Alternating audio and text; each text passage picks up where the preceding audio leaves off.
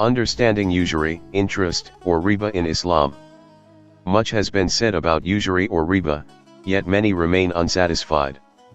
I am not an expert in economics, secular economics, or Islamic economics, but I wish to share some personal reflections.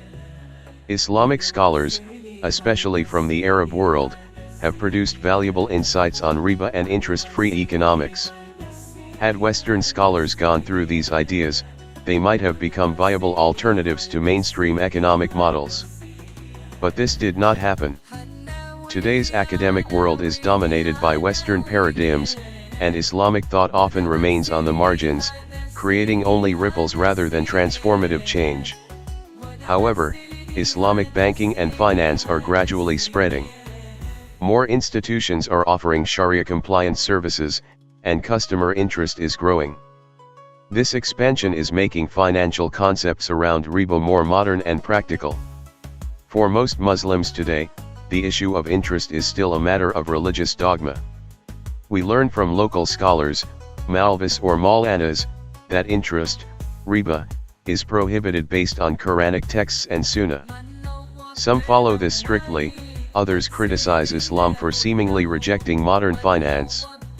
Yet, Islamic banking is flourishing, largely driven not by Muslim institutions, but by major European and American banks like HSBC and Citibank etc. Their motive? Profit and market expansion. By offering Islamic financial products, they tap into a growing Muslim consumer base. Regardless of intent, this trend brings Islamic finance into the mainstream, offering fresh perspectives on what riba means today. The core debate remains, is all interest riba, or only exploitative usury? With limited knowledge but a sincere desire to understand, I believe riba is broader than just interest or usury.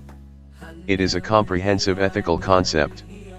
Traditionally, we are taught that any fixed return on lent or invested money is riba. In this view, conventional interest clearly fits. But I see three deeper principles behind the prohibition. 1. Money should only be a medium of exchange, not a commodity traded for profit. 2. Economic activities must create real value, tangible assets, or physical services, not just generate returns from money alone. 3. The objective, maqsad, of any transaction matters. If the purpose is haram, forbidden, such as gambling, alcohol, or terrorism, the transaction is invalid, regardless of its form. A hadith once confused me. A man exchanged a quantity of low-quality dates for half the amount of high-quality dates. The Prophet, peace be upon him, called this riba and advised selling the inferior dates for money first, then buying the better ones. This was not a loan, or interest-based deal, so why riba? After reflection, I realized the issue was fairness and measurability. The exchange lacked transparency. One party gained disproportionate value without a clear, equitable basis. From a Sharia perspective, transactions must be independently verifiable, with benefits fairly and equitably distributed. The core of riba is inequity, not just fixed returns. Thus, the key factor is the presence of tangible value on the other side of profit. The prohibition isn't only about fixed gains, but about unjust, unmeasurable, or non-productive transactions. Profit should arise from real economic activities, shared risk, and ethical purpose. Another strength of Islamic finance is its focus on objectives.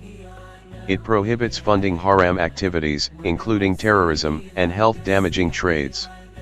If widely adopted, such a system could cut off financial support for illegal and unethical enterprises, making the world more just, at least in theory. From an Islamic viewpoint, trade and business are honorable. The Prophet was a trader.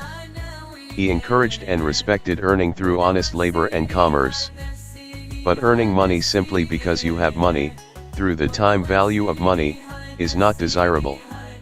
Profit without risk or effort contradicts Islamic ethics. In conclusion, riba is not merely synonymous with interest. It represents a broader moral framework for economic justice. While the dominant view equates interest with riba, The underlying principles point to fairness, transparency, real value creation, and ethical intent. The growth of Islamic finance, even when driven by profit, helps evolve this understanding. It challenges us to move beyond dogma and fatwa toward a deeper, principled engagement with economics. The goal is not just to avoid riba, but to build a financial system that serves people, promotes equity, and upholds human dignity.